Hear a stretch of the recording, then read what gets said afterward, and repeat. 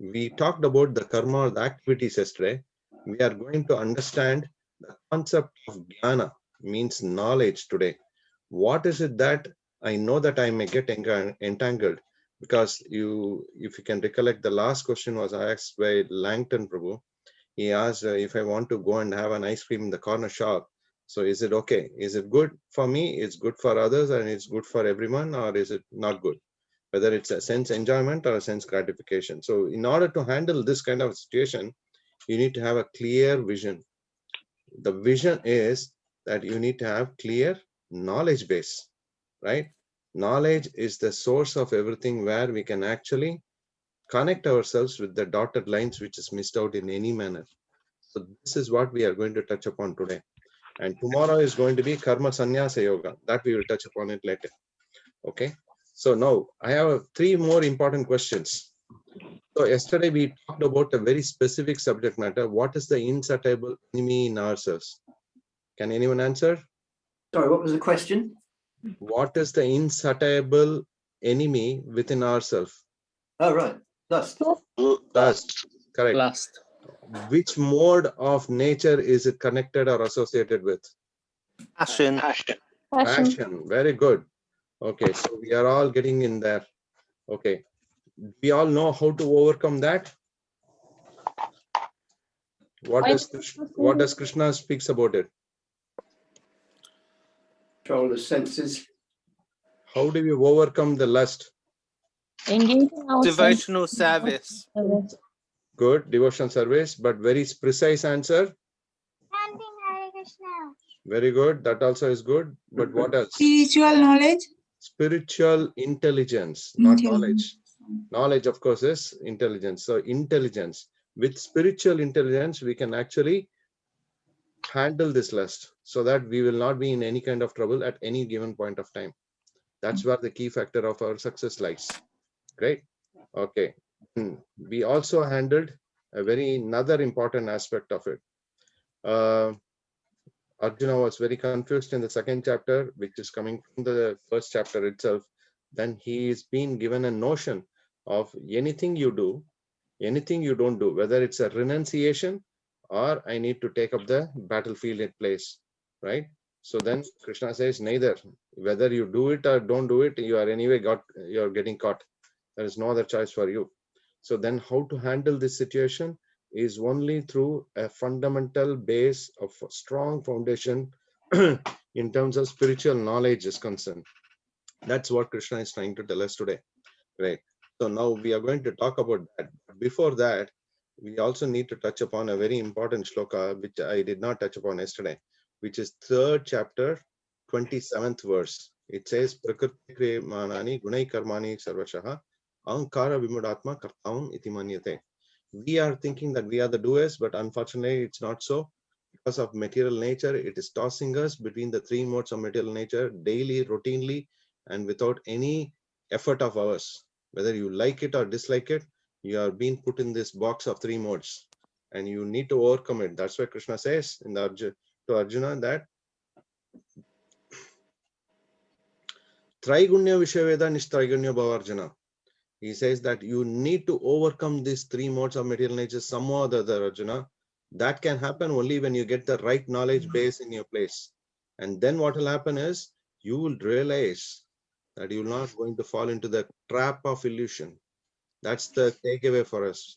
Because all this knowledge, all these efforts, all this synchronized call out that we are trying to do it on a regular basis, saying that, okay, I've got a problem, I need something to handle, what do I do, or what do I not do, what are the do's, what are the don'ts?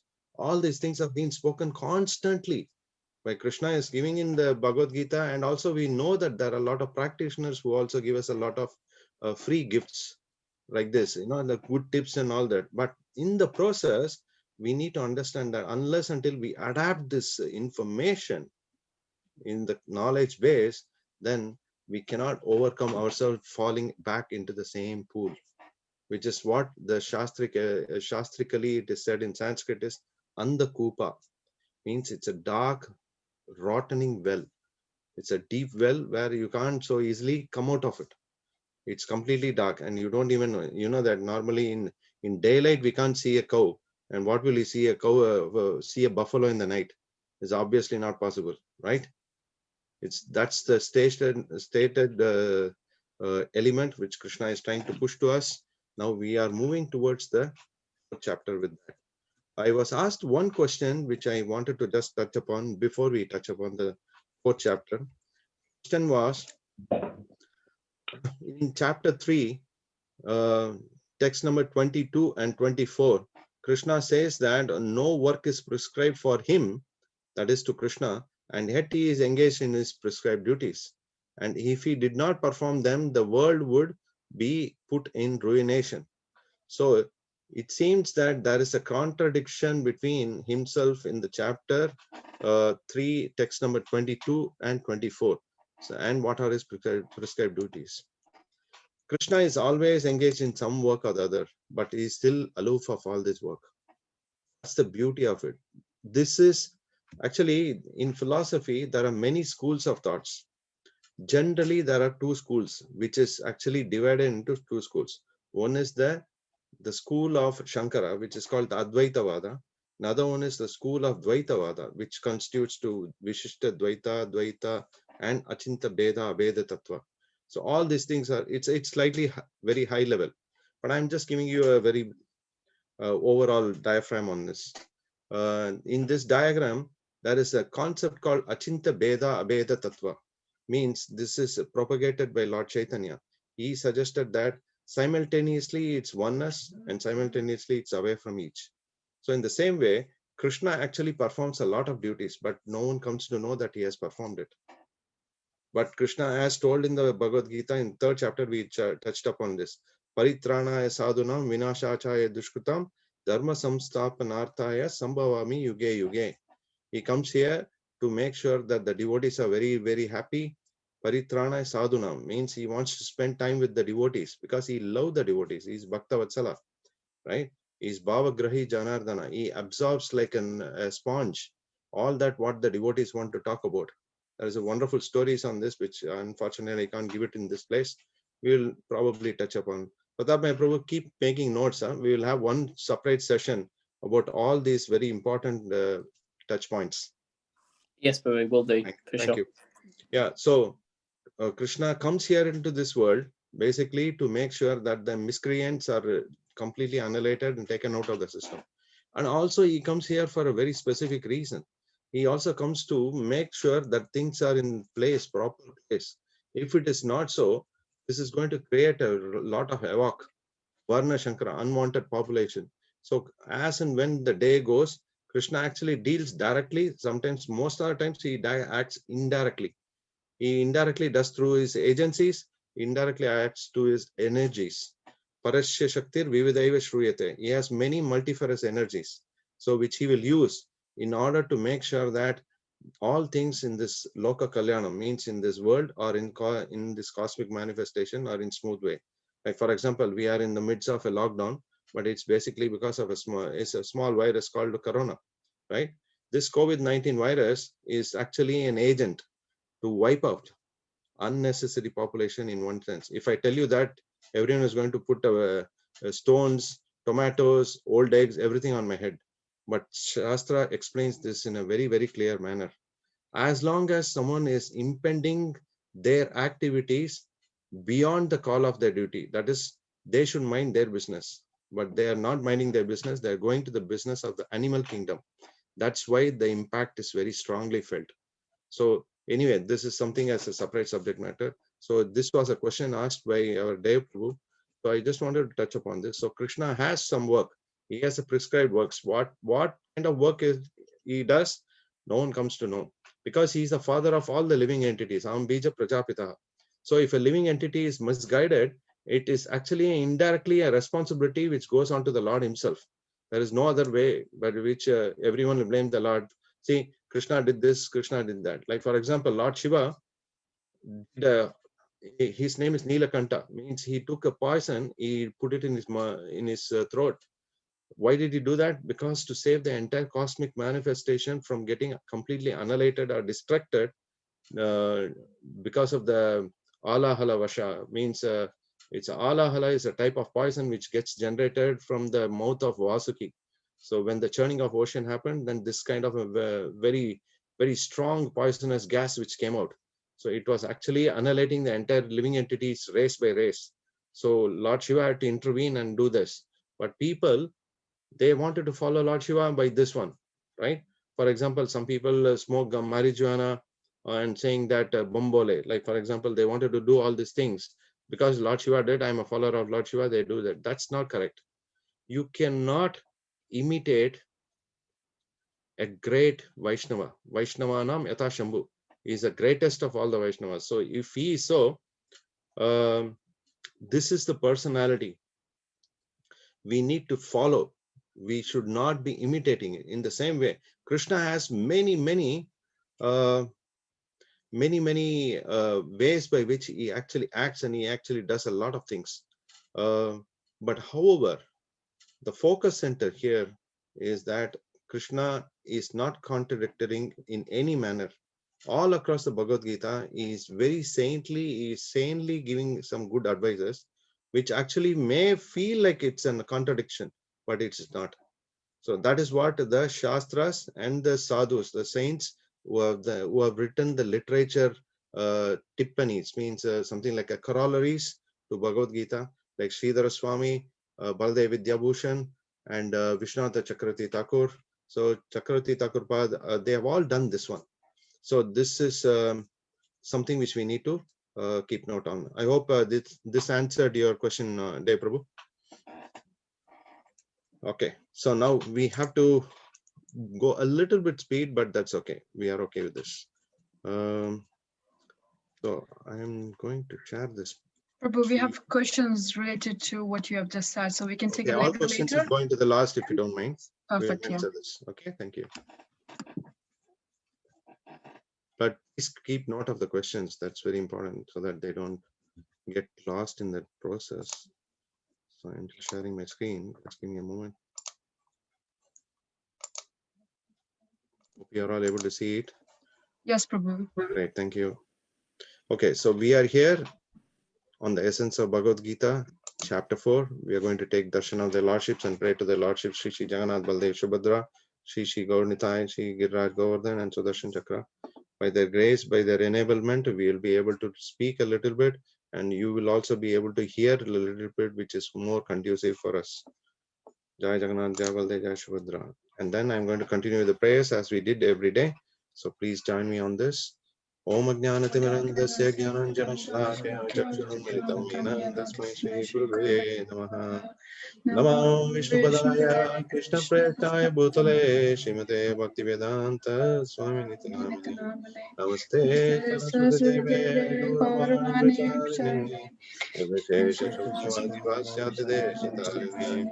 Jai Shri Krishna Jai Tanya Prabhu Nityananda Shri Advaita Gadadhar Gaura Bhakta Hare Krishna Krishna Krishna Hare Hare Hare Rama Rama Rama Hare Hare Hare Krishna Krishna Krishna Hare Hare Hare Rama Rama Rama Hare Krishna Krishna Krishna Hare Hare Hare Rama Rama Rama Hare Srila Prabhupada ki jai. Jai. This is dedicated to His Divine Grace, A.C. Bhaktivedanta Swami Srila Prabhupada, founder Acharya of Sri ISKCON, International Society for Krishna Consciousness. All goes to Srila Prabhupada. By the way, this photo is taken from Bhaktivedanta Manor. Jai. Okay. So now we have another beautiful quote coming all the way from Gita Mahatmya. This is very inspirational for us because we need to connect with Gita Mahatmya because that's the real inspiration for us in our practice of Krishna consciousness. You see here, it is very beautifully mentioned. Gita su Gita kartavya kim maninya shastra vistirye yes swayam padmanabhasya mukam padma vinishritaha. Because Gita, Bhagavad Gita is spoken by the Supreme Personality of Godhead, one need not read any other Vedic literature. One need only attentive and regularly hear and read Bhagavad Gita. In the present age, people are so absorbed in the mundane activities that it is not possible for them to read all the Vedic literatures. But this is not necessary. This one book, Bhagavad Gita, will suffice because it is the essence of all Vedic literatures, and especially because it's spoken by the Supreme Personality of Godhead, Sri Krishna personally. Shri Kitamatmaya ki jai. So we don't need to touch upon many books, but of course, books are the basis. So the more you read, the more knowledge you're going to actually gain. Knowledge can never be thefted. So it is always going to be resident in your system. The more you read, it's always good. But Bhagavad Gita is the essence of all the Shastras. It's the cream. It's called Apaurishaya, superhumanly compiled data. So this is the only book which you practically need if you need to lead your life in a very saintly and sanely manner. Okay, chapter 4 is transcendental knowledge, Jnana Yoga, and we are here. This is the first verse. Krishna is pounding Arjuna with a lot of data. He is actually giving a data which is like unknown to everyone. He is trying to say that I'm going to tell you something. You better start listening to me. Don't start asking questions. This is where the entire thought process of Arjuna takes a super turn. He starts to become more of a listener than and a person of asking more doubts kind of thing. Shri Bhagavana Vacha Ibam Vivasvate Yogam Proktam Aham Avyayam Vivaswan Manave Praha Manuriksha Kave Abravet. The personality of God, Lord Sri Krishna, said, I instructed this imperishable science of yoga to the sun god Vivaswan, and Vivaswan instructed it to Manu, the father of mankind, and Manu in turn instructed it to Ikshvaku. Ikshvaku is a king from the Sun dynasty where Sri Ramachandra Bhagwan came into being.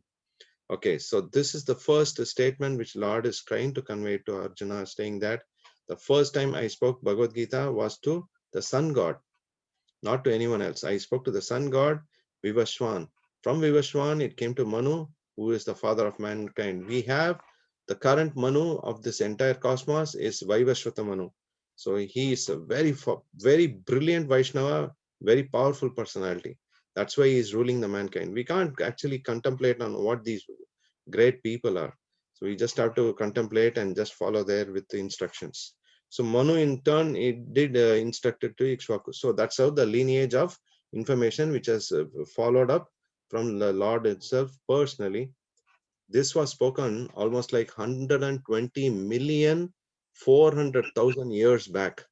Prabhupada explains in the purport, 120,400,000 years. That's the first time when the Lord personally spoke Gita. Now, how does it understand? How the concept is really very important. We need to understand it. How the concept of this spiritual knowledge is coming from its chain of disciplinic succession. In the olden days, to be honest, they never used to actually say the message or write the message in some kind of palm leaves. Palm leaves, the introduction started coming only in the almost like a midst of Dwapara Yuga and the entire early times of the Kali Yuga. But in the Satyuga period or in the Treta Yuga period, it was very less amount of writing concept because they were very powerful absorbers. They could retain the knowledge to an extraordinary level. Evam parampara praptam imam rajasya viduhu sakalena mahata yoga nashta parantapa. This supreme science was thus received through the strain of disciplined succession, and the saintly kings understood in that way. But in the due course, the succession was broken, and therefore the science as it is appears to be lost.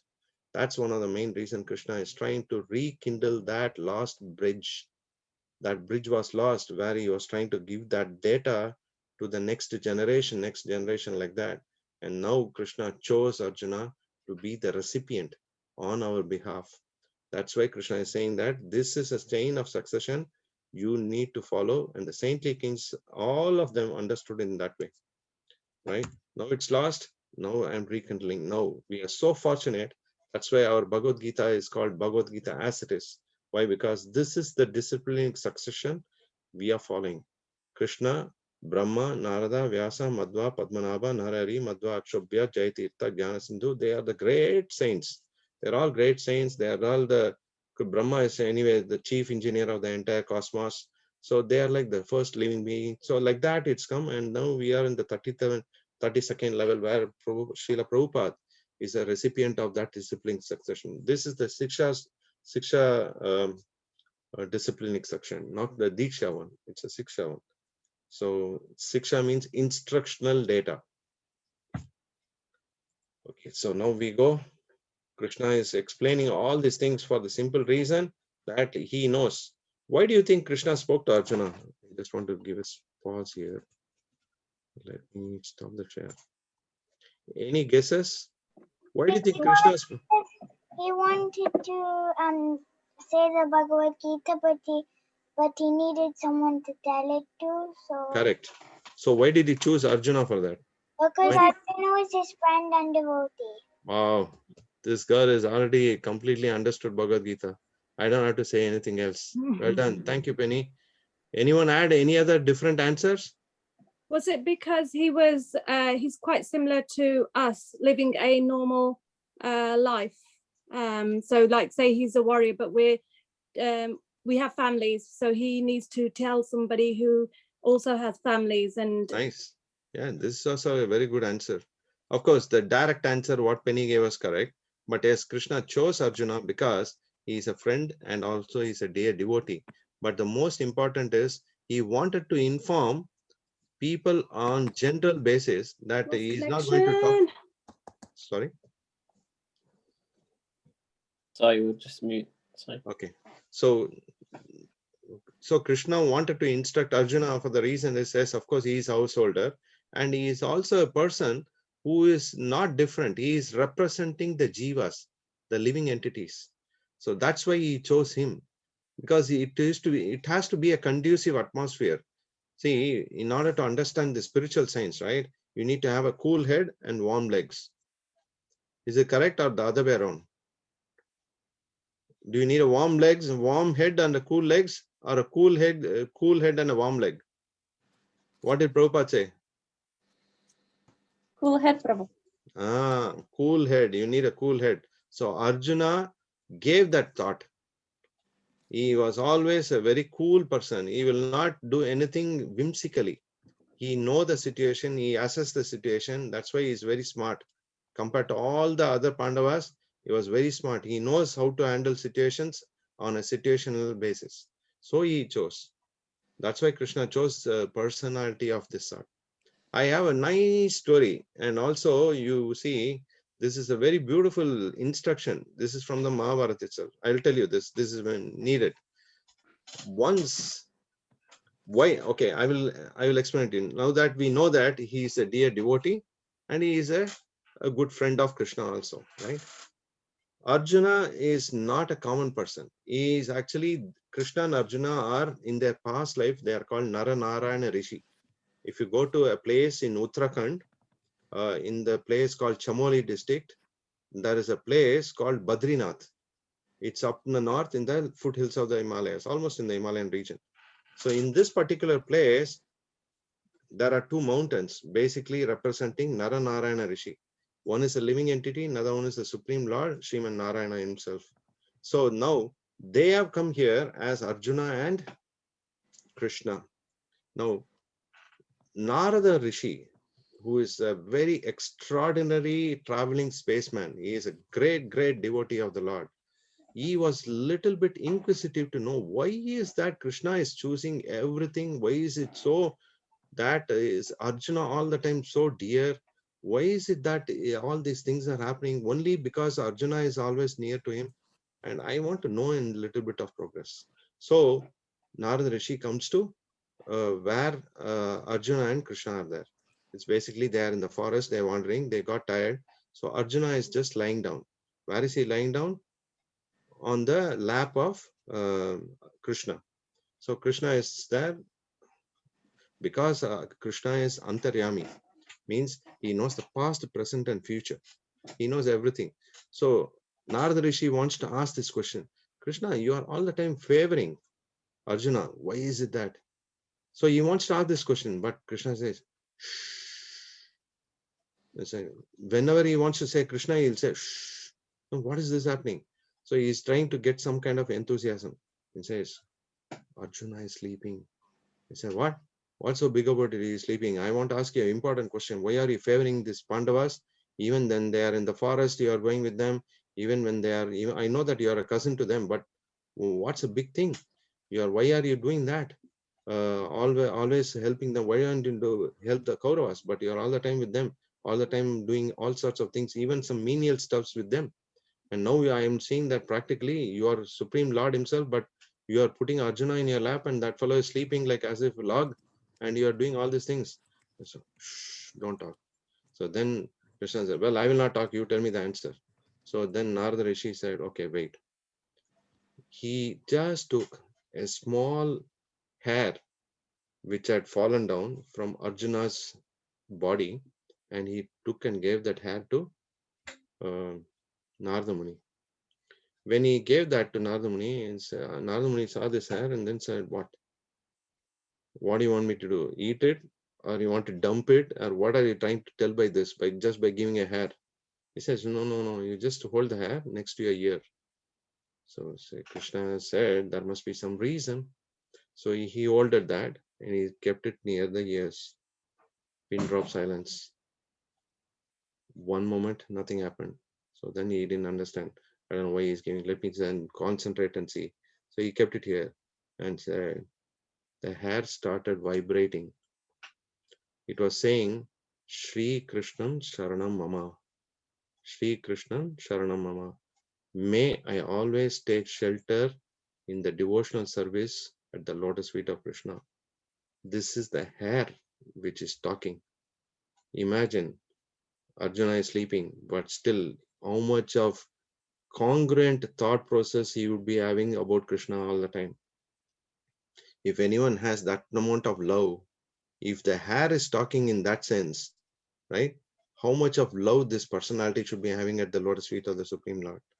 So that is why he chose him to speak Bhagavad Gita. There is no one beyond him, no one lesser than him. He is the ultimate, best of all friends, best of all devotees. That is why Arjuna was chosen to speak Bhagavad Gita. Can we by any chance mute all the messages coming through from the administrator, because it is impacting me, because it's getting me anxiety. I have not started Bhagavad Gita also. Okay. Sorry, Now, Prabhu. yeah, I am aware of the timings. I will take a call at 8 o'clock. Till then, Hare Krishna. Okay, now Krishna is trying to inform the knowledge of Bhagavad Gita to your dear friend Arjuna, and because he is a great devotee also. Now, it's not the only one. Now, Arjuna wants to know a really important element. He's saying the normal people will be very perturbed. They will be disturbed when you start understanding that you spoke to Vivaswan, but my understanding is the sun god Vivaswan is senior to you by birth. So how am I to understand this? That you started at the beginning, you instructed the signs to him. Can I take it for granted? How do I do that? Can you give me a kind of a statement? You're giving a statement, but give me a data to prove that. Bhagavan says, right? Many births both you and I have passed. I can remember all of them, but you cannot. O subduer of enemy, Parantapa. This is a very factual statement. Krishna is telling that I am born, you are born.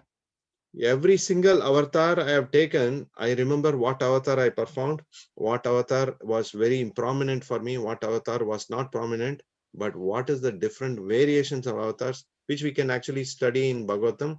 Srimad Bhagavatam has in the second canto onwards, many avatars are explained. In the end of first canto, second canto itself, all this starts. So you can actually go deep dive, understand how many different avatars Krishna has taken. And so that is expressed here by the Lord himself personally, that we both took birth. You can't remember even the last birth what you were, but I can remember every single birth which I have taken. Even though he is unborn, the birth here only states to that he is presenting an analogy that by my grace everything works. Maya dakshena prakriti suyateta charataram hetunena kauntaya jagat vipariyatete. Everything based on me, the things are going on. So whatever I say, just accept it as straightforward statement. That's what Krishna is trying to tell. So Bhagavan Vacha. Okay. Prabhu, can you share your screen with us? We can't see. Oh, Krishna, I forget. Sorry. fine. I was of the opinion that, well, hope you are able to see it, correct? Yes, Prabhu. Thank you. Okay, thank you, thank you. So I spoke on this, right? Sun God, senior to birth, and this is where we are because he was a devotee and all this. And then we are here that the sun god is senior by birth, but how do I understand? Give me some substantial data. Arjuna asks. Bhagavan is trying to tell you that he is born many times and the same as you are born, but I can remember all of them, but you cannot. That's where we are. So that is a very important statement. When we all come across this thought, why is that Krishna is here?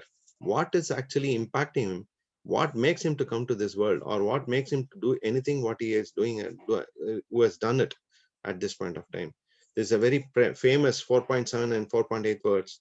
Many of them know in India at least, but in the same way, it is only for a simple reason the Lord comes here is Yada yada hi dharmasya glanir bhavati bharata abhyuttanam adharmasya tadatmanam srijamiham. Whenever and wherever there is a decline in religious principles and practices, oh Arjuna, there is very predominant rise of irreligion. At that time, I have to come myself to maintain this situation. Otherwise, no one else can maintain it. That's why I've taken the concept and the portfolio of maintenance, right? You have Brahma, Vishnu, and Mahesh, right? Brahma is the creator, Vishnu is the maintainer, Mahesh is the annihilator. So in order to maintain this cosmic manifestation, Krishna takes the forms in variants just to make sure that there is no rise in irreligiosity. Pritranaya sadhana vinashachaya dushkutam dharma samsthapanataya sambhavami yuge yuge. Krishna also comes here for the simple reason that he wants to deliver the pious and give them the solace, that he is always there to protect them and to annihilate the miscreants who are trying always all along to make sure that entire world is in some kind of a turmoil state. So that's why to re-establish the principles of religion, the Lord personally comes millennium after millennium. You can see here, there is a great devotee here who is Prahlad Maharaj. The son of Hiranyakashipu. Yes, son of Hiranyakashipu. So he came here. You can see the Lord holding him on his shoulders and tapping him. Why is he doing that? Because he loves his devotees. He is just a sold out personality to his devotees. But he is not ready to conquer. He is not ready to let go. If anyone hampers the devotee's position, the Lord personally comes to take care of it. That is why when Hiranyakashipu asked this question, do you think the Lord is in the pillar in my palace? Yes, he is in this pillar. What about that pillar? Yes, he is in that pillar also. Oh, how can he be in two places? No, you strike it and see. So then Hiranyakashipu just took a mace, and no, he didn't take a mace. He just holded his fist and he blasted it on the pillar. Because the devotee had agreed and promised that the Lord is there in that place, Lord Narasimha came out of the pillar. Because he loves his devotees and he doesn't want them to be put onto some kind of a difficulty. But nevertheless, we do find many devotees going through some kind of a difficulty. But we should not consider that as a difficult situation or a challenging situation. We should consider it as a costless benediction on us, that the Lord is benedicting us, that he is showing us his costless mercy on us, that he is giving us a glimpse so that we can always cling onto his lotus feet. Then nothing is going to happen. We are always protected. So that's why Krishna comes here. That's his prescribed duty as well, to maintain the religiosity in the world. Not any religion occurs, he is there. He's the first person to make sure that things are removed from the system. Because this is a very complex system which the Lord has created. Why? Because we wanted it. The Lord did not want to create this system in one sense. But nevertheless, variety is the spice of life. So you need to have all these things in place. It is giving him pleasure, he will definitely do it. It's the free will of the Lord. We can't question that. Okay, so now we have one more very important thing. You see, when the Lord comes, the Lord comes just simply, he doesn't come and just jump into a place. Whatever activity he performs, right? It is not simply very normal. It is definitely abnormal. It's brilliant. It is extraordinary, divyam. Janma karma chame divyam evam yo veti tatvata taktva deham punarjanma naiti mameti. So Arjuna, one who knows the transcendental nature of my appearance and activities does not, upon leaving this body, takes his birth again in this material world, but attain my spiritual realm. Oh Arjuna, this is a fact. Why? Because Krishna is trying to do all these beautiful pastimes to attract the fallen living entities from this material world, that he can take them back to the spiritual realm so that they are always connected with him, because his love to the living entities are immense. We can't actually equate it or count it. It is uncountable, unsurmountable amount of mercy is bestowed on us. The amount of air we are breathing and taking in and out, the food we are taking, the water is being available to us, many things are free of cost. Of course, the government may, or some of the Southern Electrics or anyone may put some charges. The fact is that water is free, air is free, many things are free. We are not paying any tax to it. But why? Because Krishna doesn't want that. That's natural. That's why we need to connect with the living material energy. So because it is directly related and reported to the Lord, that's why we are very divinely placed. And that's why this is very important for us to understand, that the Lord's pastimes, this transcendental nature. Transcendental means beyond the three modes of material nature is transcendental realm. Vishuddha Sattva. It's beyond the mode of good, Shuddha Sattva. It should be Vishuddha Sattva. So that is where actually the complete details of the Supreme Lord's pastimes and activities are actually evolving from. So if anyone comes to know or understands this in a very, very sane with base knowledge, they are not in any kind of trouble. They are in a very, very happy position. So then moment they know it, they don't have to come back to this material world again. They are back to Godhead. So by saying Krishna is giving a lot of gyan, means a lot of knowledge, a lot of information to Arjuna to grasp it. He is trying to say that paritranaya sadhana means I am here for a specific reason, to make sure that the devotees are happy and delivering them, making sure the irreligiosity is taken out of the system. Then he is trying to give another one. All my activities are very divine. So if you start understanding all these things, you don't have to come back to this material world. You're going back to Godhead, and that's where your original constitutional position is. Now he is trying to give another one. What is he giving again? He's saying Chaturvarna Maya Shishtam Guna Karma Vibhagashaha. The entire world is divided into Chaturvarna. There are 4 Varnas and 4 Ashtamas. 4 Varnas are Brahmanas, Kshatriyas, Vaishyas, and Shudras. Ashtamas are 4: Brahmacharya, Grihastha, Vanaprastha, Sannyasi. In Sannyasi, there are 3 specific divisions: Kutichaka, Bahudaka, Parivechakacharya. So in this element of concepts which is available to us is based on guna and activities. The kind of mode of material nature which you are associated with. If you are in the mode of goodness, you will be in Brahmana state. If you are in a mode of passion, you will be in a Kshatriya state. Right? If you are in a mode of passion and ignorance, you will be in a Vaishya state. Vaishya means someone who is like a mercantile class, who is looking for money all the time. He'll be thinking about how to make myself richer and richer, or whatever I'm trying to do some kind of a business deals. How do I improve upon the existing business deals? That's the thought he goes through. And Shudra is the one who works for all the 3 of the others. So he's basically in the mode of ignorance all the time.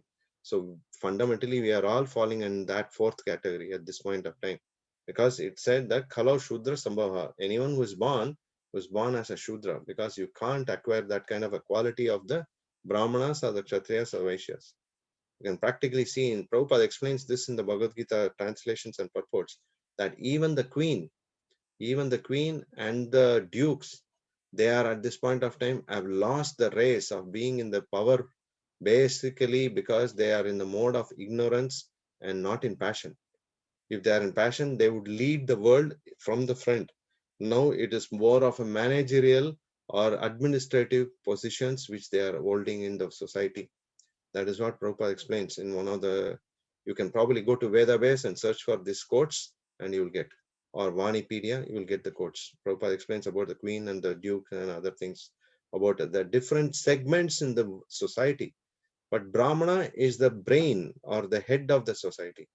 The passionate people or the Kshatriyas are the shoulders of the society. The Vaishyas are the stomach of the society. And the Shudras are the two legs of the society. So that is how Krishna has divided the entire segments so that everything is on a smooth sail. It doesn't have any impediment in any factors. But then, unfortunately, now people are trying to tweak around with their own thoughts.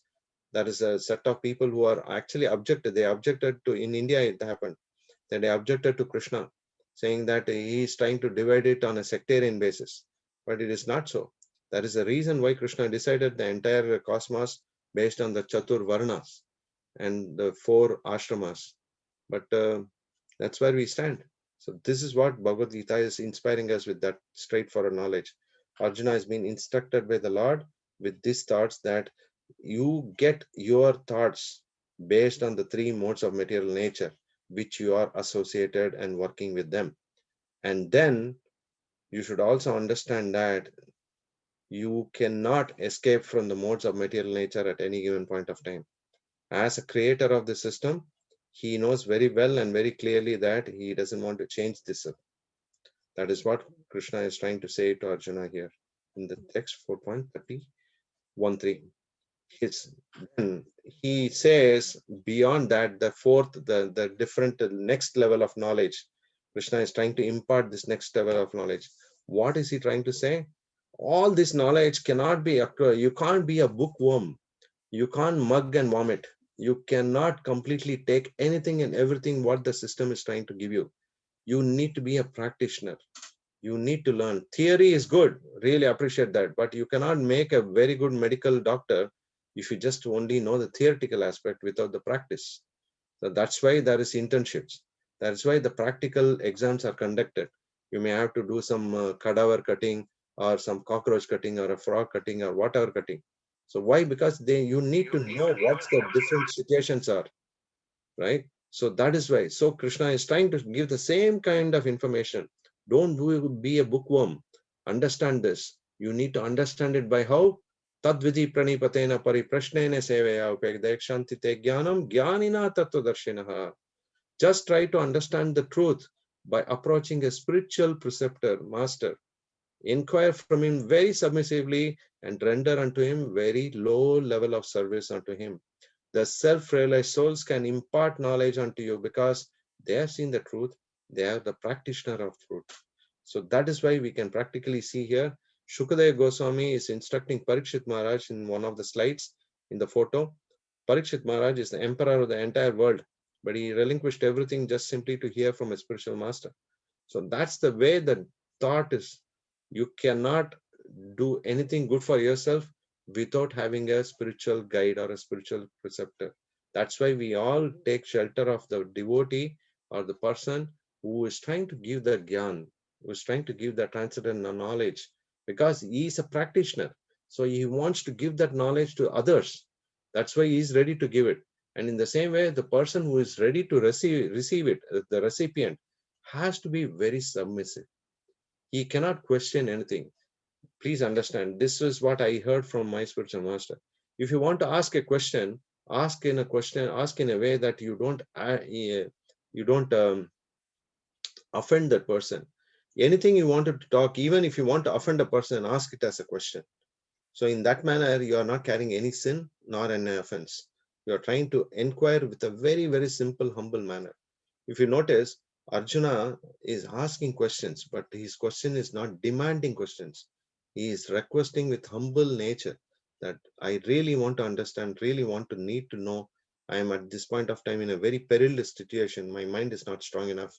And that's where the impact is. Please help me out. That's what Krishna is being asked by Arjuna. And that's what Krishna is trying to give these nice, wonderful instructions that Arjuna can practice. And of course, we can practice on because Arjuna is representing us. And so then there's one more thing which is Krishna's message to here, right? Having obtained this real knowledge from a self-realized soul, you will never fall back in such a state of illusion. For by this knowledge, you can see that all living entities are being part of me, part and parcel of me. Mama vamsha jiva loke jiva bhuta sanatana. So Krishna is trying to tell us in very straightforward manner that then you will see everyone equally distributed. You will see them as children of the God, right? You will not be having some kind of a, difference in opinions in any of these things. So that's why Krishna is giving that thought. I am there, the Supreme Lord, who is the seed giving Father. So I am the one who is trying to be the creator of the entire systems. Now I have given you these thoughts, and moment a person who understands all these, whether the Lord's pastimes and activities are divine in its nature, whether the Lord is trying to give the knowledge by going through a spiritual master, because Krishna himself actually took a instruction from his spiritual master. Who is the spiritual master of Krishna? Anyone say? Prabhu Shivji? No, Sandipani Muni. Sandipani Muni, there is a place called Ujjain, which is one of the oldest cities in the world. And that's where Sandipani Muni ashram is there. So Krishna took instructions from Sandipani. Krishna and Balaram, both the brothers took instructions from Sandipani Muni. So it's said in the Krishna book, if you can read that pastime, it's very beautiful. So in the same way, Krishna is trying to give this information to every one of us. It's in our hands, how we can actually take it up. So anyone who realizes it, automatically they are not going to fall into the illusion. What is the biggest illusion? We are the enjoyers. Ah, very nice. We are the enjoyers. And what is another one? There is one more. I'm this body. I'm this body, not a spirit soul. Bullseyes. This is what it is. I am not this body. I am a spirit soul. Otherwise, you will not understand it. You are in super illusion. So that is why Krishna wants to remove this. Na punar moham. Otherwise, you will be again and again falling into this moham. Right? Moham is illusion, completely delayed. You are delayed of that wonderful concept of not understanding your real constitutional position. So that is why Krishna is trying to instruct on us.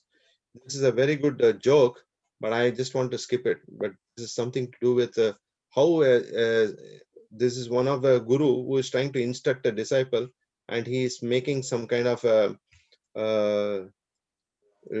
some kind of a presentation, which is saying that follow the instructions, but why you are not following it, and how that is going to help a person if you follow the spiritual master's instruction very clean and clear. If you don't follow that, and then you will not be able to realize yourself as a recipient of that spiritual truth. That's what it is. Now, we have talked about all these different important aspects of knowledge which Krishna is trying to give it to us. But again, there are many things which we talked about that which is not there in our composition, because it's not easy for everyone to absorb or grasp every information which is coming onto us. So Arjuna asked this question to Krishna. Krishna, you have given me a lot of information, but I may not be able to grasp every single thing what you have told me. But then what do I do? So Krishna is trying to say that it's not easy, but the only way by which you can actually understand to clear all this information which I have given is to come and meditate on my holy names. Me and my holy names are non-different.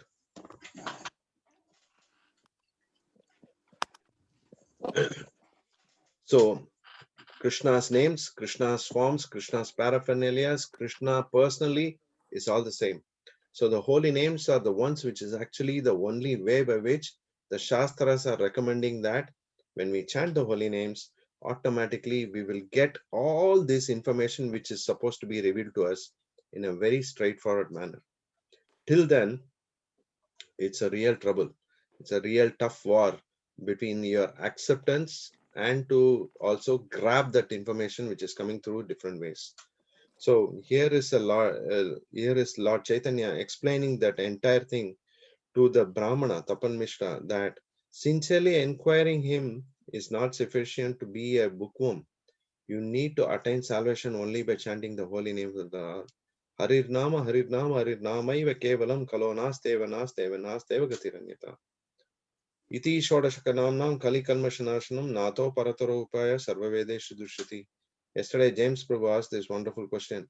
What if I chant Shri Om Namo Naranaya So here it is very clearly mentioned, Harir Nama, Harir Nama, Harir Nama Iva Kevalam. Of course, that is also mantra, this is also mantra, but this is most powerful Maha Mantra. Right? Khaler doshe nidaya rajan asti ekot mahad gunaha kirtanadi evasya krishnasya mukta sangha paramrajet. Many places, actually we'll touch upon another shloka in the Bhagavad Gita, says Satata Kirtayanto Mam, right? Means Krishna is expecting us to chant all the time, meditating on the lotus feet of his being. So the Supreme Lord is trying to give us all these kind of information so that we can actually read, get the thoughts, get the message from the books, but practically practicing Bhakti Yoga. That's why we were recommended to chant the holy names.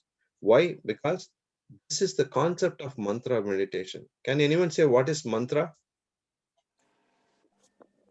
Man means mind and Cha means to deliver. Hey, how do you know? Did you read this? You seem to be knowing all the answers, man. I have a doubt. How is this girl knowing all the answers? It's mantra is a way of releasing the mind from material bondage. It's also good. Mantra, mantrayate. This is what it is. Mantra. Yeah, but Penny was correct. That's the exact. Yes, she is very definition. correct. I am trying to, let me just try to load my screen. Sorry. She is perfect, not just correct. Mantra. What does mantra says? Man plus tra, mantrayate. Mana trayate. Mana means mind. Trayate is to make sure that it gets delivered. So what is delivered? Mind is delivered. Where is it delivered? Not in Tesco or in Asda. It is delivered from the bondage of this material existence. We all have common things in factor, right? Birth, death, old age, and disease. It's all the time with us, right? For someone who is getting disturbed by many things which is happening across to us, you need to have. So we need to be disturbed in undisturbed in every situation, right? Yeah. Let's But have the like- answers later, because I All just right, want to close it. Otherwise, Yeah. our wonderful devotee will start bombarding me. It's just one more slide. So that's why in order to deliver us, we need to be connected with the Supreme Lord through the holy names. That's why we are here. It says mantrayate, delivering the mind. That's why we chant Hare Krishna, Krishna Krishna, Hare Hare. Hare Rama, Hare Rama, Rama Rama. Rama, Hare Hare. I'm just going here. You have a question answers, and there is there anything which I've left out? Yes, so we covered all this part, most of the parts. All, one second, let me just go through if I have missed out anything which is not discussed. Oh, yes, we have covered.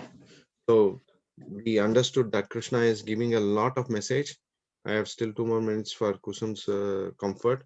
So we have covered a very important subject matter, which is called the transcendental knowledge. Krishna is giving us many knowledge which are very prominent and very prevalent for us to note.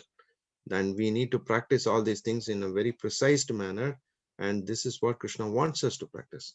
And this is where he is trying to give us knowledge by taking yourself to the lotus feet of a spiritual master who is going to give you the absolute truth with a constant practice of what he has practiced. He is going to just give the same thing. In the same way, all these are very crucial and very important detail. We cannot let go one and take one and hold it back to us. We need to learn to completely follow what Krishna is trying to say. Then the activities which we performed in the 3rd chapter will not bind us. Then we will be overcome with this. Otherwise, we'll get easily entangled. That is why Krishna is giving that last solution, that Harir Nama, Harir Nama, Harir Nama eva kevalam kalo nasteva naste. So you need to connect with the Supreme Lord through the holy names. Otherwise, it's not easy for anyone to get completely overcome. Otherwise, you'll get completely bonded. That is why Arjuna is being told. Then you may ask this question. So did Arjuna leave everything and then went to the forest to sit and meditate and do a mantra? No, answer is no. Arjuna was given this option for the simple reason because every single activity Arjuna was performing was performed for the pleasure of the Supreme Lord. That is why he is trying to get that clear understanding and the intelligent knowledge, so that he is very sure and clear that am I right? Am I doing it right? Am I not getting bonded here by any of the activities? Because killing someone is a big sin. It's amazing. It's really, really, you're going to get stuck in this cosmos eternity. What about killing animals? It's the same story, whether it is animals or humans, it's all the same. How does it matter? You are a living entity, animal is a living entity. So you kill an animal, you're going to So get the why same. is there so many happy meat eaters? No, you should go and ask the meat eaters, Prabhu, not me. This question should be asked to the meat eaters why they are happy. They are never happy. They are unhappy. It's there in their system, which they don't want to actually express. But unhappiness is expressed in a different fashion. That's why they are showing themselves in the face. Face is the index of mind. So they're showing the face that they are happy, but they are not. It's a big vacuum in their heart. Tell me one devotee who has got a vacuum in his heart.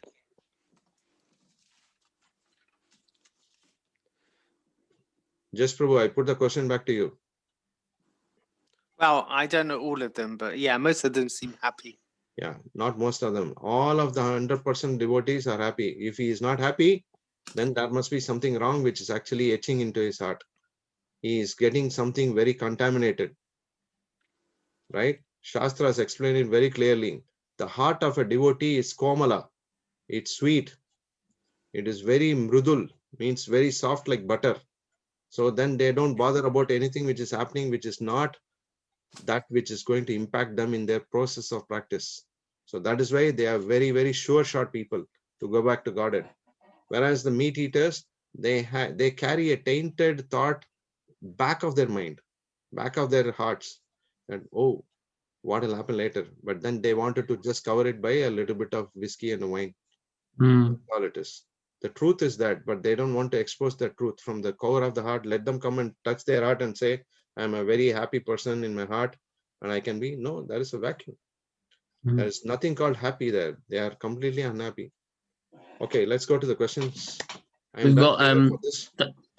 yes, thank you again for another wonderful session. We've got a hand raised by Yogita Mataji and Sahil Prabhu. If you guys have a question, please feel free to fire away. Hi, Hare Krishna, everybody. Hare Krishna. I have a couple of questions. Vishal Prabhuji, you started like before we started the chapter 4, you said something about a poison which is erupted by somebody. So could you just tell me? Erupted by somebody when there is a churning of ocean. Have you heard of churning of ocean? No. Okay, churning of ocean is one of the pastime which happened. Basically, because there is a conflict between the devas, the gods, and the demons, asuras and the devas. So at that time they had to churn an ocean, which is called the causal ocean. When they were actually churning the ocean, there is a lot of things which came out. Like example, Surabhi cow, then Uchchaishrava, which is the horse, and many things came out. But when in the process of coming, there was also a lot of poison which was there in the system. When you do something naturally, when you churn something, right? So it's anything which is at the bottom is going to come up sometime or the other. Just like how you scrub let's say you're scrubbing your bathroom, right? All the dirt is going to come one by one. As strong as you churn, you're going to get all the dirts coming out one by one. So in the same way, that hala hala vasha means it's called ala, H-A-L-A, H-A-L-A. It's called ala hala. That's the poison which gets generated during the churning of the ocean, which is actually emitting out from the mouth of the serpent king called Vasuki. Vasuki. Yeah. Vasuki is the serpent king. So he was used as a rope between the mountain, and the mountain was could be held in the water, in the ocean. They could hold the mountain. The mountain is called Mandara. It's the Mandara is it's like a plateau, and you will read all these things in Srimad Bhagavatam. It's a beautiful pastime. You can read it. And that was put in, the base was given by Lord Kurma, who is Lord Tortoise. So they started churning, and that's where it was. And then when it came, Lord Shiva accepted it as the benefactor of that poison, so that the entire world doesn't get disturbed because of that fumes which was coming out. Okay, and I have another question, which is, the verse 4.7 of Bhagavad Gita says, Yada yada hi dharmasya glanir bhavati bharata, abhyutanam adharmaya, adharmasya, tadamanaya siyam aham. Dadatmanam srijamyaham. Yes. So that means whenever there is a rise of irreligion, whenever there are irreligious activities, God will himself or herself come and spread religion. God is only he. God is not her. Please understand. God is only he. Only one God. All others are demigods. God equals Purusha. All others are Prakriti, material nature. Govindam Adi Purusham Tamaham Bhajami. But Radha is the feminine energy of God, isn't she? But energy, but she is not God. No, she's not God, but she's God is only one. She is feminine. You are feminine. I am feminine. Got it? One Purusha. You need to understand more about it. This is not under Bhagavad Gita. Oh yeah, I've heard that we're all feminine because yes, you know it. Then it's great. Yes, we are all feminine. We are called Prakritis. There is only one Purusha. Govindam Adi Purusham Tamaham Bhajami. There is no one else. So Krishna, Govinda is the only Purusha. So enjoyer and enjoyed. So yes, we are the enjoyer, enjoyed, and he's the enjoyer. Okay. So your question to it is, my question was, when God comes, he comes to make sure that the irreligiosity is removed and religiosity is established. So my question basically is, if the God himself comes to rescue the religion or to spread religious activities, then with regards to politics, do we need a political party? Do we need a leader? Or do we need individuals like you and me to spread religion? Like comparative to some other religions, they undertake the activity to convert people. They undertake the activity to spread their religion by converting people. Do we need to convert people? Do we need leaders to protect religion, to save religion? Do we need political parties to save religion? Or is it God himself who will come and save it? And if he will come himself to save it, how will we know that he's there? A lot of questions in single point. Yeah, good questions. How will we know that he's there and then we can just be peaceful? Let me go back and answer you one by one as much as I can, whatever I could contemplate and retain it. And then you come back and say me whether I have answered everything. When God comes, it has to be represented in some kind of scriptural information. Like for example, Kalki Bhagavan, the last of the 10 incarnations of Lord Vishnu, is going to come in a place called Sambalpur in Bihar at the end of Kali Yuga. We are only started the Kali Yuga, the total Kali Yuga period. Anyone knows how long it is? How long is the Kali Yuga? 432,000 years. So how much of years? 5,000 gone, 427,000 left. Yes. Okay. Umika also answered. And that's what it is. So we are just cast only 5,000 years. So at the end of Kali Yuga, the Lord incarnates as Kalki Bhagavan. So that is already mentioned in Srimad Bhagavatam in a particular place called Sambalpur, which is near to in Bihar district or state of Bihar. That data is given. If the Lord is coming, it has to be mentioned in the scriptures. Otherwise, you don't accept everyone as an incarnation. India has a lot of churning factories of gods. They keep coming every day and then they go on missing out next day. You can't even know. They are like churning factories. Today is one Kalki Bhavan, tomorrow is some Bhavan, third one is Baba Bhavan, some Bhagavans keep coming. The word Bhagavan means Bhaga, Bhagavan, one who possesses 6 opulences in complete. But if someone doesn't have it, even 20% and 30% is not accepted as Bhagavan. The Bhagavan means Purna. So that's how it is. So why do we need, I'm reverse engineering your question. So do we need people like leaders, political parties and all that to protect the religiosities, or God himself will come and take care of everything. Right? God is not here to give you a business deal. God is not here to tell you that you do what you want and I will support all the activities which you perform. God is here as a seed giving father. He has to maintain the religiosity, but that doesn't mean that he is entitled to do everything what you are thinking from your angle. It is his free will. He chooses whether he wants to come or not. He doesn't need to come in person because he has his different entities or energies or agencies who will take care of many things, right?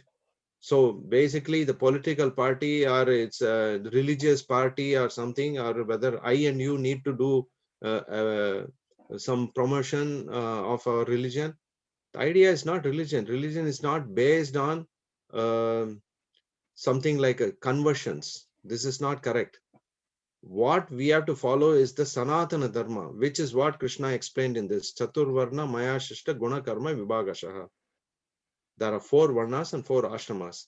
If you are in the mode of goodness, passion, and ignorance, take it wherever you are and block it yourself in that bucket. So then automatically you know where you are. You're saintly following the specifications from the Vedic life itself. But anything and everything beyond that has something called philanthropy, altruism, all kinds of isms, because that means that they are expecting something in return, right? If a Christianity group is trying to convert a Hindu into Christianity or a Muslim into Christianity, the other person is going to do the same thing. So what is the outcome? There's nothing but a chaotic situation in the society. So Shastras explain that Shruti Smriti Puranadi Pancharatra Vidimya Ainkantika Arir Bhakti Uktaye Kalpate. If you don't follow the tenets of the scriptures and then practice it accordingly, you are only trying to put yourself and others in kind of a peril because you are destructing the fabric of the society. So we don't follow anything what the political parties or any other parties which is trying to say here and there. That's not we. We as devotees and the practitioners of Bhagavad Gita, we are here to discuss on the tenets of Bhagavad Gita, principles of Bhagavad Gita. So what it means is that we follow the tenets what is mentioned in the Bhagavad Gita. If you are a true Christian, right, you need to practice the 10 commandments which is being mentioned in the scriptures. Your scripture is Bible. So follow it. Who is stopping you? I don't want you to convert into Hare Krishna. I'm not saying that you need to be a Muslim. You need to be a Christian or a Sikh or a Isai or whatever. That's not the concept here. The concept is if you are honest practitioner of your own religion, which is in the personal delineation, discipline, succession, right? Then you follow it properly. You need to. But if there is some kind of hodgepodge, then you are getting cheated. Because you wanted to get cheated, so God has to give you an option, or God's agencies have to give you an option to get cheated.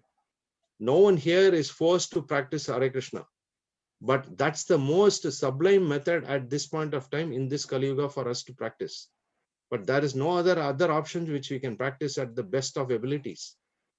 It doesn't have any rule and regulations for you to meditate and make sure that your mind is not in control of you, but you are in control of your mind. That can only happen through this process. That's why this process is very precise, time-tested, and it's effective. Is it answering Hare you? Krishna. What is your advice for gay devotees? Hare Krishna. What is my advice to who? Sorry, Gay repeat. devotees who are homosexual or gay. What is your advice to them?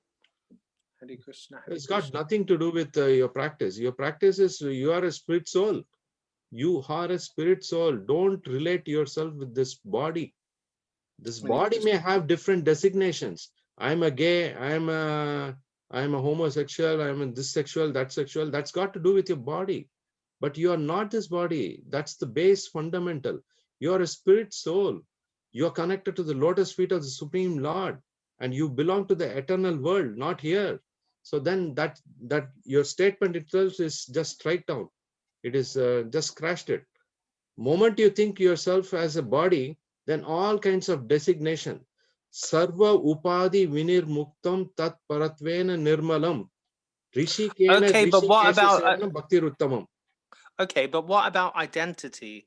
Okay, my You are a soul. spirit soul. That's all I wanted to talk to you is you Alright. are a spirit soul. Any Okay. other identity is non-identity. You Right. are a spirit soul. Pratap Noy, Nitai Das is a spirit soul. I am a spirit soul. Yogita is a spirit soul. Kusum is a spirit soul. Every single people here in this system are spirit souls. All other identities are just a designation related to your body, your mind, your association with the modes of material nature, which is 3 modes. Are you clear with that, Prabhu? Yes. Thank you. So that's why, moment you think about yourself as this body, that body, I am this, I am that, that means you have a problem. So Bhagavatam explains that Sarvopadi Vinirmuktam Tat Paratvena Nirmalam Rishikena Sevanam Bhakti Ruttamam. If you want to increase your devotional practice, then you need to start connecting with the Supreme Lord Rishikesh by making sure your material senses are completely surrendered at his lotus feet. Then all upadis, sarva upadi means all kinds of diseased situation gets vanished. That's the explanation of the Vedic Shastra explanation. Okay. So then coming to your question, there are one more point you said, right? I'm talking to Yogita and Yes, Right. Prabhu. Go ahead. So the first one, what you mentioned was whether we need to support these political parties or whether you need to be exponential persons to help promote the religion. Answer is, if it's Vedic, you don't need to. But if you are getting something good for them from that, please with wholeheartedly explain it to others. Right? If you are getting something good, right? I've got something good. That's why I'm sitting here and sharing something good with you, right? If I'm going to a bank to do a robbery, and if I call you, will you come? No. Why will you come? You know that it's a sinful activity. I will not want to come, right? In the same way, you don't have to go out of your way to express it to others and saying that you can do what you want. Please do whatever you want, no problem, but take up this. No, that's not our idea. The idea here is simple.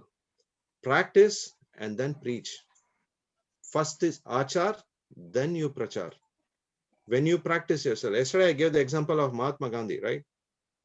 I don't know if you can recollect back. I said that he did not tell the child not to take sweets. After 4 weeks, he said that you come back, I'll tell you. Then he told about the benefits of not having sweets, right? So why? Why? Because he was not practicing. So you start practicing yourself. You see the advantage. Why are we chanting Hare Krishna? Why? Because we know that that's going to give you immense, insurmountable benefits. You can't even contemplate. That's amazing. People's lives have changed just simply by chanting the holy names. So Krishna's words and Krishna's forms and Krishna's paraphernals, everything is extraordinarily brilliant. We don't know that amount of values. Suppose someone is practicing this in your house, you should encourage them. You should get inspiration from them because they are setting themselves as an example. If I'm going to a movie, I'm going to a disco class or something, and I'm doing something nonsensical, and come and give a Bhagavad Gita class, and do you think you will hear from me? You'll say, this guy is a hypocrite. But if my slate is clean, right, whatever I am saying is going to go into your heart, not into between 2 eyebrows. It's going into your heart. And you will say, yes, this person is a practitioner. I need to follow him. Why? Because he is read from Bhagavad Gita and he is a practitioner. That is what we read today. 4.34. Tadvidhi pranipratena pariprashnena seveya upedekshantite jnanam jnanina tattva darshanaha. Follow that person who is going to know the truth. He knows the absolute truth and he is a practitioner of the truth. Follow that person. You will get that benefit. And you will also get the benefit and you will also share that benefit to others. Okay. Yes, Next question, Prabhuji. Yes, so we've got one last question from Salimati. Before we go to that, we've got one in the chat box that's relevant to the answers that were given so nicely. So this is from Swati Mataji. Swati Mataji says, it is said that Krishna appears once in a day of Brahma, which is many Divya Yugas. Are we aware of Bhagavad Gita and Hare Krishna Mahamantra in Kali Yugas prior to the current one and the ones that come after this one? Is this a special one and a rare opportunity for self-realization? Long question. I need to contemplate. Give me a moment's time, please. It is said that Krishna appears once in the day of Brahma. Yes, that's true. which is many Divya Yugas, which is true. Okay, you need to understand what a Divya Yuga is first of all. Are we aware of Bhagavad Gita and Hare Krishna Maha Mantra in the Kali Yugas prior to the ones? Well, I'm not sure. Is this a special one? Answer is yes. Very, very special one. Not just a special one. It's a very, very special one. Why? Because Lord Chaitanya personally came in this world. This is the very rarest of rarest opportunity when the Supreme Lord himself comes, not as a personality to take care of the irreligiosity in this world. He came to deliver everyone through a different process, to show the world what love is, show where you can actually connect with the Supreme Lord through the holy names and through the practice of this Hare Krishna Maha Mantra to make your life very sublime.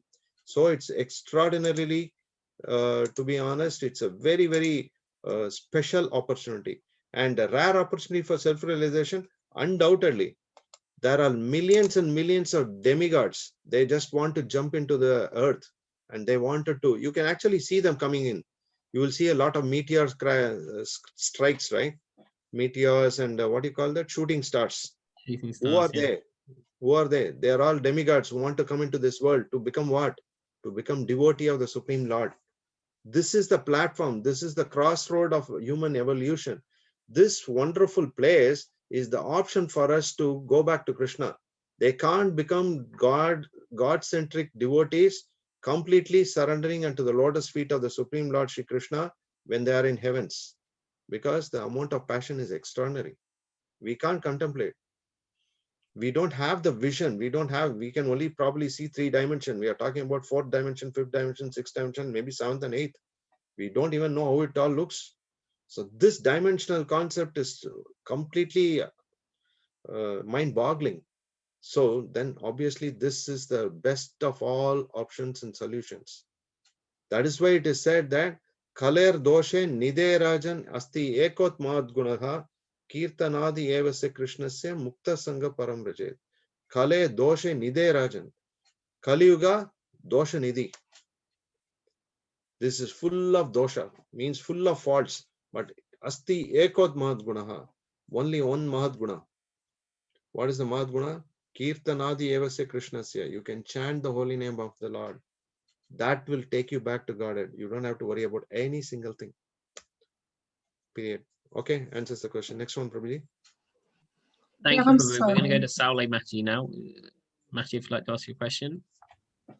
Hare Krishna, Prabhu. Thank you very much for the wonderful class. I'm just, yeah.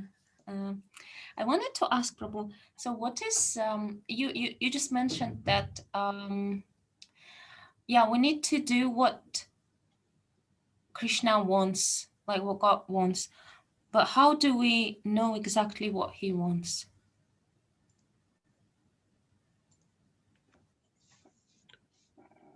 And this was my question. Good question. How do you know that your mentor wants what you want? How do you know your college, I mean, so not school, college mentor wants what he wants? He will You give you have some to kind of ask him. indicators, right? You need to ask him a question. You need to ask him a question. There are some guidelines, there are some processes, there are some procedures, there are some documentations. All these are put together in place. That is what the system is generating, right? In the same way, if you have to know what Krishna wants, Krishna has already given it in his wonderful books called Srimad Bhagavad Gita, Bhagavatam, and many other scriptures. All these scriptures has the information of what Krishna wants you to be. So then simply take it up what is the Lord being told, has told you. So just take it up and then follow it. That's all it is. You don't need a separate special instruction to you. It's the same instruction for everyone, because if I give a separate instruction, that means I expect you to complete it. But if you don't, then that's the issue. That's a challenge. So instead of that, Krishna has made it very generic, very easy for us to follow. He has already done the sugar-coated pill ready. All we need to is follow. Yes, Thank you. Okay. Thank you, Prabhu. We're going to go to the one last question now. Excellent. So any more, please send me in a message and we'll try and answer the questions offline if there are any more. Langton Prabhu, if you'd like to unmute yourself, please share your question. Hare Krishna, and thank you again, Prabhu, for the class. Very informative. It's just a question about, obviously we're Prakriti, Krishna is Purusha, and what about Lord Shiva in his stillness state? Is he also considered to be Prakriti, just a higher form of Prakriti? Lord Shiva. Langton Prabhu, thanks for the question. I'm definitely not qualified to talk anything about Lord Shiva. Okay. But I pray at his lotus feet that he gives me the message and information for me to talk about him. Brahma Samhita explains a very specific verse speaking about who is Lord Shiva and who is Lord Vishnu or Krishna. Right? Chiram Dadi Vishara Vishaya Yogat means a milk can be converted into a curds, but the curds cannot be converted into milk. This is the composition of Lord Shiva and Krishna. There is milk, there is curds, but curds can't become milk, but milk can become curd. Very clear. So in order to know whether he is a higher level of Purusha or a lower level of Purusha and higher level of Prakriti, Shastra explains as Brahma Samhita. Shastras means scriptures. So Brahma Samhita explains that the position of Lord Shiva and Lord Krishna or Vishnu is of milk and the curds, right? And then Lord Shiva, in some of the different very esoteric subject matter books, like some of the Vrindavan related pastimes, actually takes the position of a gopi, right? So he takes the position of a gopi, means a gopi means a prakriti, not a Purusha form. So that means to say that Lord Shiva has chosen that form. That answers your question? Okay.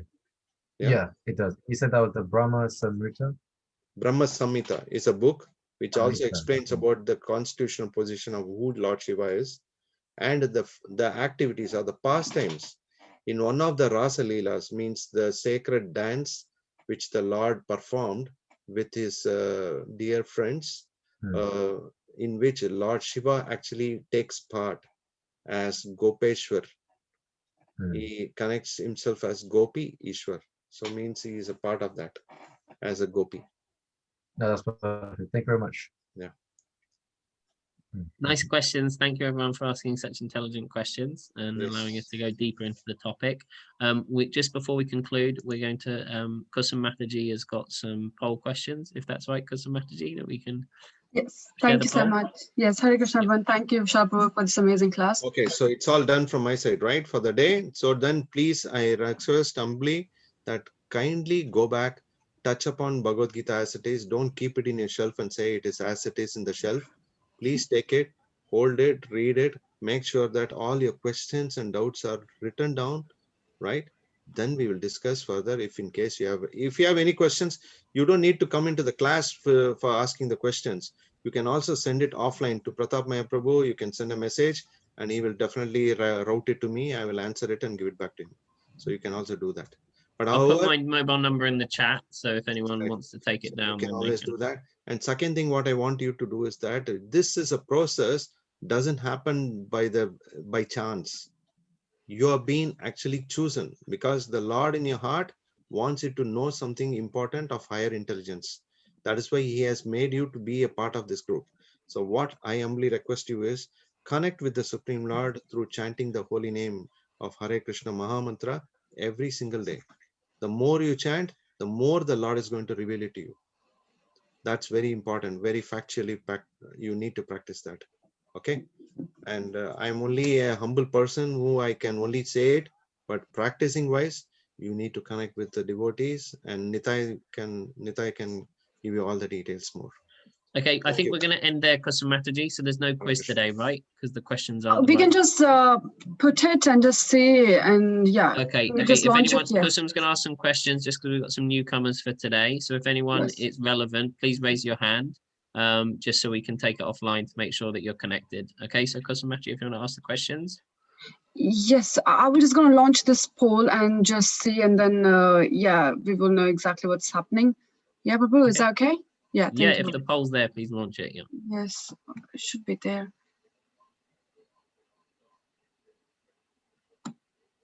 So if kindly we can fill it in just so we know. So we had some more questions which are not showing up, but sorry about that. We will sort that out tomorrow. Because I'm logged on different devices, it's not. So we'll just ask, what's the essence of the question, Kusamachi? Because we're running short of time now. So has anyone require any help with the e-learning? If anyone hasn't registered yet, please raise your hand or send me a message. I've had one message during this class that someone's had issues registering for the quizzes. So if anyone has not registered for the quiz yet because of some technicality, because it's a new system, it's a new portal for everyone. So please raise your hand and we can take that offline, or you can message in the group chat. You can message Kusun Mataji. If anyone needs a Bhagavad Gita, please let us know. That's Bhagavad Gita as it is, so we can read along as we go through the remaining chapters. And was there any other questions, Kusun Mataji, before we conclude? Just want to know if has everyone for the WhatsApp group, if people have not got a link for the WhatsApp group, they can message me or you, Prabhu, so we can provide you for daily updates. Yeah, so we've got a WhatsApp group. There's a link to connect to it. If anyone hasn't connected yet and would like to, then again, please send us a message or raise your hand. We'll send you the details. We've got a WhatsApp group going on with just updates and things being shared through the course of the day. You won't get bombarded, but it's another way of staying connected. So. Listen, Mataji, you said you were going to put the video in the chat. There's not been any videos in there. Yes, Pratap Prabhu, would you? Yeah. The thing is that the videos are available upon request. So again, send a private message if that's a real necessity or requirement. Just take it offline and we will discuss that and share the relevant content from there. Okay. Okay. Thank you. Wonderful. Okay, thank you everyone so much. Thank you for tolerating us despite technical issues at the end. And thank you again to Vishal Gauranga Prabhu for another wonderfully enlightening session this evening. We look forward to seeing you all again tomorrow at 7 o'clock for chapter 5 of the Bhagavad Gita. Okay, so we'll end with the prayers to the Vaishnavas. Vancha kalpa tarubhascha kripa sindhava evacha patitanam pavanebhyo vaishnavebhyo namo namaha. Anantikoti Vaishnavrinda ki jai, Srimad Bhagavad Gita ki jai, Srila Prabhupada ki jai. Nitai Gaur Premanandi, Haribol, Hare Krishna, Gaur night, and we will see you all tomorrow evening. Thank you very, very much. Hare Krishna. Hare Krishna. Hare Krishna.